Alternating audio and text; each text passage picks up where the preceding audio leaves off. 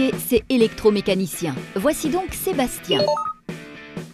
Une aciérie, ça tourne à feu continu. Pas question d'arrêter le défilement de la brame d'acier.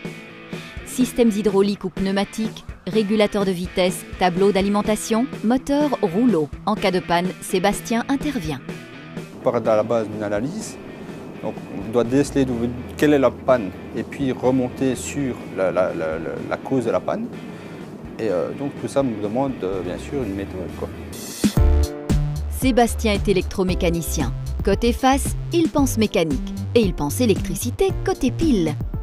Il est donc polyvalent, agit sur un automate, sur un relais autant que sur un équipement mécanique. Mais bien souvent, l'origine de la panne nécessite une investigation. Il faut chercher la cause, puis réparer et éviter que ça ne se reproduise. C'est beaucoup plus facile de travailler dans un esprit calme, parce que il faut être réfléchi justement, et plus on s'énerve et plus c'est difficile à justement déceler la panne qui est des fois une bêtise. Et donc en étant calme et en travaillant méthodiquement, on peut à ce moment-là cibler relativement vite la panne. Sébastien répare, Sébastien remplace. Évidemment, un tel métier, ça demande de bonnes connaissances techniques. Et puis, il faut savoir lire, et pas de la poésie. Donc nous avons beaucoup de techniques différentes sur chaque pont. Et maintenant, c'est aussi à savoir travailler avec chaque technique de pont et chaque technique mécanique aussi.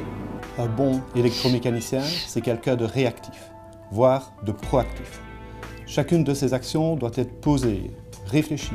Il doit mettre en avant sa sécurité, mais également la sécurité de toutes les personnes qui l'entourent.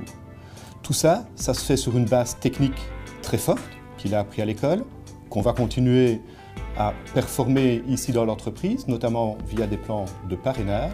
Il doit être rigoureux, minutieux. Celui qui a compris ça, qui en plus est autonome, il fera une belle carrière, il aura un métier valorisant, avec de belles perspectives d'avenir. En fait, j'ai fait des études en comptabilité, j'ai travaillé dans les bureaux, c'était pas assez physique. J'ai fait une formation en électricité, j'ai fait une formation en frigoriste, j'ai passé des tests en mécanique, donc voilà un petit peu mon parcours, quoi. Donc j'ai un parcours relativement vaste et personnellement j'en suis content. Sébastien est toujours sur le qui-vive, à l'affût du moindre pépin, car il s'agit d'anticiper la panne. Cela demande d'inspecter les installations régulièrement en suivant un plan préventif de maintenance. Je peux être appelé les week-ends, la nuit, après journée. En travaillant dans la maintenance, je savais bien que je pouvais travailler dans ce rythme-là et c'est pas si dérangeant que ça. Parce que ça met un petit peu de piment, il y a toujours l'imprévu qui est là et ça reste relativement sympa.